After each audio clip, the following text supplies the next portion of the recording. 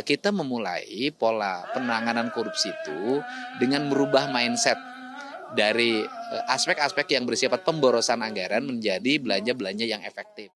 Saudara, sekarang saya sudah bersama dengan Gubernur Jawa Barat, Kang Deddy Mulyadi. Ya. Benar ya sekarang? Iya, baik. Kang, sambil jalan boleh. Ini kan salah satu pembahasan hari ini atau materi akan ada dari Komisi Pemberantasan Korupsi jam 7 malam. Kapolri, betul. Kemudian Komisi Pemberantasan Korupsi. Baik. Nah, ini kan Jawa Barat beberapa kali, bahkan khususnya Bandung, Cimahi ini jadi catatan, Kang, karena setiap ganti wali kota atau misalnya ganti kepala daerah ini kena terus kasus korupsi. Kang Deddy, ada kebijaksanaan baru kah supaya nggak keulang lagi, Kang? Yang pertama, saya sejak awal sekarang sudah mulai membangun komunikasi dengan para kepala daerah kabupaten kota ya. Khusus untuk daerah yang jadi langganan, kata orang Sunda tuh lelesakeun ya. Itu saya termasuk yang ingetin. Misalnya Bupati Cianjur, Bupati Bandung Barat, kemudian Bupati Karawang, kemudian Bupati Bekasi, Kota Bekasi, dan Bupati Bogor. Ngingetin bahwa peristiwa itu jangan terjadi lagi. Untuk itu mungkin nanti dari awal kita akan segera membuat fakta integritas. Setelah fakta integritas kita akan membuat kerjasama pendampingan terhadap seluruh rangkaian kegiatan pembangunan. Itu kan di Kejaksaan itu ada tim pendampingan yang bisa membantu para kepala daerah, khususnya para kepala dinas dan pejabat pembuat komitmen untuk melaksanakan kegiatan-kegiatan pembangunan secara transparan.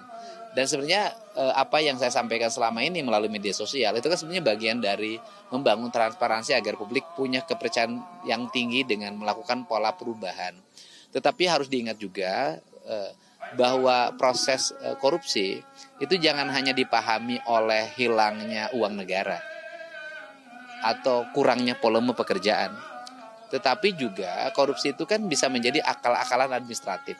Saya memberikan contoh misalnya pembangunan jalan kurang volume pekerjaannya misalnya dari 100 km itu kurang volume 5%. Barangnya masih ada, masih dinikmati oleh warga.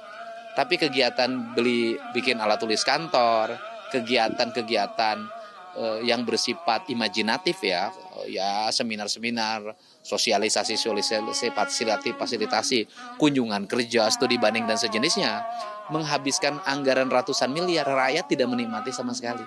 Sehingga kita memulai pola penanganan korupsi itu dengan merubah mindset dari aspek-aspek yang bersifat pemborosan anggaran menjadi belanja-belanja yang efektif. Dan itu saya memberikan contoh di Jabar misalnya kan.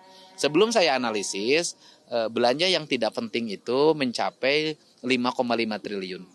Ketika 5,5 triliunnya kemudian digeser untuk pembangunan sekolah, jalan, jaringan listrik, jaringan air bersih, pembangunan rumah rakyat miskin, kemudian PJU, kemudian pengembangan pendidikan berkarakter, itu kan jauh lebih terarah. Kemudian layanan kesehatan, ini kan yang menjadi fokus. Sehingga hari ini saya mengajak pada semua dengan spirit yang sama, mari kita melakukan pengelolaan keuangan dengan membelanjakan belanja pemerintah ke arah yang bersifat produksi dan investasi. Nah, tapi Kang, urusan soal transparansi, soal kemudian ada pendampingan dari Kejaksaan atau dari KPK itu sudah dari lama sudah kita dengar juga, baik itu dari KPK ataupun juga dari Kejaksaan. Tapi rantainya nggak keputus nih, Kang. Ya. Masih tetap ada pihak swasta yang iseng supaya dapat tender, kepala daerah juga tergoda. Nah, kira-kira apa yang biar ada efek jerahnya gitu, Kang? Ya, kalau gini, seluruh rangkaian dilakukan saja secara terbuka. Nggak ada masalah. Misalnya pemenang tender umumin aja sih secara terbuka. Sekarang kan belum begitu terbuka diumumin kan. Kemudian yang menang itu siapa? Kan itu sudah bisa diakses. Portalnya harus diperkuat. Nah kalau sudah portalnya diperkuat, webnya diperkuat, situsnya diperkuat gitu loh. Maka orang bisa mengakses secara terbuka. Bila perlu diumumin aja di berbagai titik. Seperti kayak anggaran saya sekarang.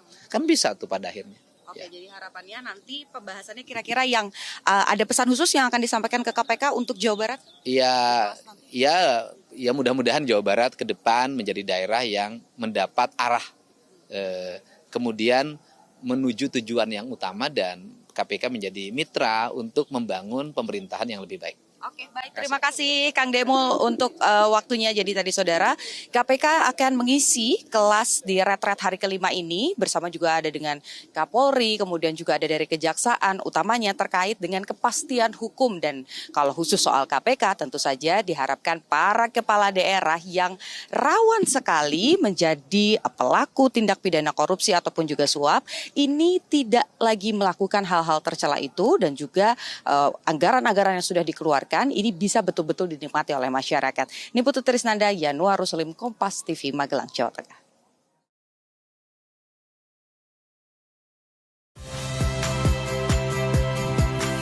Saya Ihsan Sitorus. Saksikan program-program Kompas TV melalui siaran digital, pay TV, dan media streaming lainnya. Kompas TV, independen, terpercaya.